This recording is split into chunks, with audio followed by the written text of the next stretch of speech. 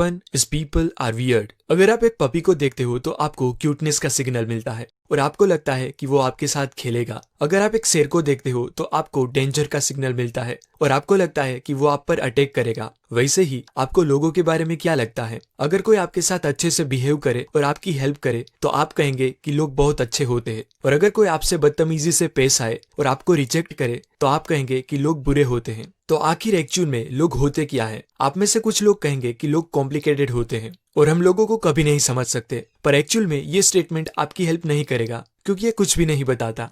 लोग बुरे होते हैं वो बहुत नेगेटिव हो जाएगा और लोग अच्छे होते हैं वो बहुत पॉजिटिव हो जाएगा। इसलिए हमें ये दोनों के बीच का रास्ता चूज करना चाहिए कि लोग अजीब होते हैं। ये एक बेटर पर्सपेक्टिव है क्योंकि अजीब ना ही पॉजिटिव होता है और ना ही नेगेटिव, और इंटरनेट पर लोग अक्सर अपने आप को अजीब कहते रहते हैं। लोग अजीब होते हैं इस पर्सपेक्टिव से आप लोगों को किसी भी तरह बिहेव करने के लिए अलाउ करते हो और उसे जज नहीं करते। किसी ने अगर आपको रिजेक्ट कर दिया तो लोग अजीब होते हैं ये सोच के आप सीधा आगे बढ़ सकते हो। रिजेक्शंस, फेलियर और लॉसेस लाइफ का एक पार्ट है और ये सबको लेकर आपको अपना नजरिया बदलना पड़ेगा कि रिजेक्शंस नॉर्मल है। चाहे आप जीनियस हो, टैलेंटेड हो, स्ट्रॉन्ग हो और कितने भी हेल्पफुल क्यों ना हो, लोग आपको रिजेक्ट करेंगे क्योंकि लोग अजीब होते हैं। जब भी आपको रिजेक्शन मिलता है तब आप इस तीन में से ही किसी एक रास्ते को चूज करते हो। या तो आप एक्सेप्ट कर लेते हो कि आप लूजर हो, या आप डिसाइड करते हो कि सक्सेसफुल बनके आप दुनिया को प्रूव करेंगे कि आप उनसे बेटर हो, या आप दुनिया को ब्लेम करना शुरू कर देंगे कि दुनिया बहुत ही खराब है। इसमें सेकंड पॉइंट लगता पावरफुल है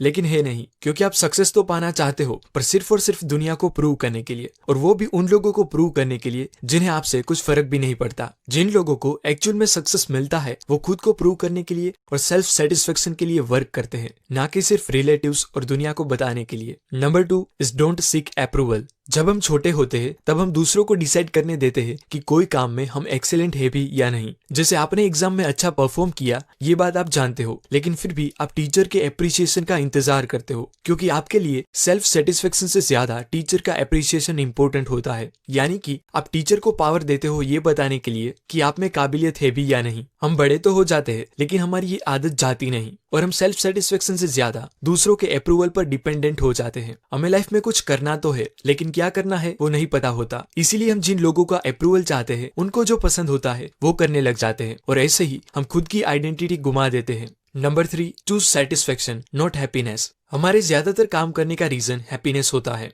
हम कभी भी सेटिस्फेक्शन और हैप्पीनेस के डिफरेंस को नहीं समझ पाते। हमें मूवी देखने में, दोस्तों के साथ पार्टी और टाइम स्पेंड करने में हैप्पीनेस तो मिल जाती है पर सेटिस्फेक्शन नहीं मिलता। हम ये नहीं जानते कि सेल्फ सेटिस्फेक्शन से ही हमें शांति मिलती है और हैप्पीनेस उसकी बाय प्रोडक्ट होती है। जैसे मूवी और पार्टी को इग्नोर करके अगर आप कोई प्रोजेक्ट कंप्लीट करने का डिसाइड करो और काफी मेहनत के बाद प्रोजेक्ट सक्सेसफुली कंप्लीट होने पर जो सेटिस्फेक्शन और शांति मिलती है वो मूवी और पार्टी की हैप्पीनेस से कहीं ज्यादा होती है। इसीलिए हमें अपने काम करने के मोटिव को चेंज करके, यानी कि मोमेंटरी हैप्पीनेस को इग्नोर करके लॉन्ग टर्म सेटिस्फेक्शन को चूज करना चाहिए। Number 4 is you are a nation. हमें अपने आप को एक नेशन की तरह देखना चाहिए। आप एक नेशन हो और दूसरे लोग दूसरे नेशन है। आपके पेरेंट्स, दोस्त एटसेट्रा आपके पड़ोसी नेशन है। आप आपके नेशन के प्रेसिडेंट हो और आपके मोरल कोड्स और एथिक्स कॉन्स्टिट्यूशन है। आपका सेल्फ कंट्रोल सिक्योरिटी फोर्सेस है और डिजायर और अर्जेस जो आपके नेशन को परेशान करते हैं वो टेररिस्ट है। अगर आप अपने नेशन को आगे लाना चाहते हो तो आपको सेल्फ कंट्रोल करके, यानी कि अपने सिक्योरिटी फोर्सेस की मदद से टेररिस्ट यानी कि डिजायर और अर्जेस पे कंट्रोल पाके उन्हें खत्म करना पड़ेगा, और साथ साथ अपनी सेल्फ रिस्पेक्ट के लिए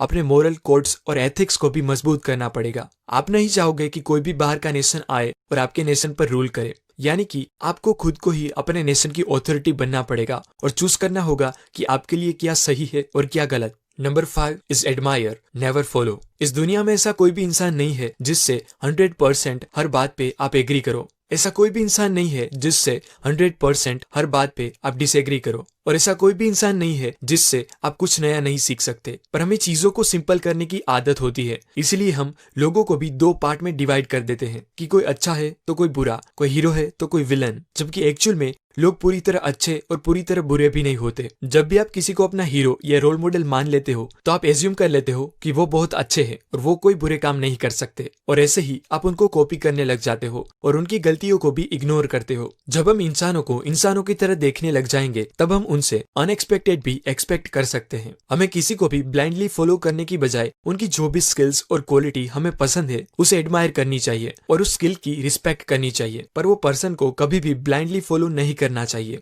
and last, number 6 is learn how to think. आपको कई सारे लोगों ने कहा होगा कि think differently, think outside of the box और ओपन योर माइंड एटसेट्रा, लेकिन किसी ने आपको ये नहीं बताया होगा कि वो करे कैसे। बचपन में जब भी हमें कुछ जानना होता था तो दूसरे लोग हमें इन्फॉर्मेशन का एक पैकेट दे देते थे जिससे हम सेटिस्फाई हो जाते थे और खुद सोचने की बजाय सीधा मान लेते थे बिना क्वेश्चन किए कि वो सही है भी या नहीं। और आज भी हमारी आदत वही है कि हम खुद की सोचने की कैपेसिटी को इग्नोर करके पैकेट्स ऑफ इन्फॉर्मेशन पर डिपेंडेंट हो गए हैं, क्योंकि इन्फॉर्मेशन आज सिंगल क्लिक में अवेलेबल होने की वजह से अगर किसी इन्फॉर्मेशन से हमें किक ना मिले तो हम दूसरी इन्फॉर्मेशन ढूंढने लगते हैं। हम खुद सोचने की बजाय कोई मैजिकल इन्फॉर्मेशन ढूंढने में एक्सपर्ट हो गए हैं कि शायद वो इन्फॉर्मेशन हमारा प्रॉब्लम सोल्व कर दे। इसका मतलब ये नहीं है कि आप बुक्स पढ़ना और वीडियोस देखना बंद कर दो। इसका मतलब है इन्फॉर्मेशन लेने से पहले या बाद में थोड़ा सोचो कि जो इन्फॉर्मेशन आपने जानी है वो आपके लिए रेलिवेंट है भी या नहीं, और अगर है भी तो कैसे आप उसे अपनी लाइफ में अप्लाई कर सकते हो, और क्या आपको उसमें अपनी नीड के मुताबिक कोई चेंजेस करने की जरूरत है भी या नहीं। क्योंकि कई बार कुछ चीजें हम डिट्टो टू डिट्टो अप्लाई नहीं कर सकते, हमें हमारी नीड के मुताबिक उसमें चेंजेस भी लाने पड़ते हैं। इसलिए बुक्स तो रीड करे ही, क्योंकि उससे आपको चीजों की ओर देखने का एक अलग नजरिया मिलता है, पर वो सीखी बातों को खुद की नीड के मुताबिक सोच के अप्लाई भी करे। एट दी एंड सारे पॉइंट्स समराइज करके बताऊं तो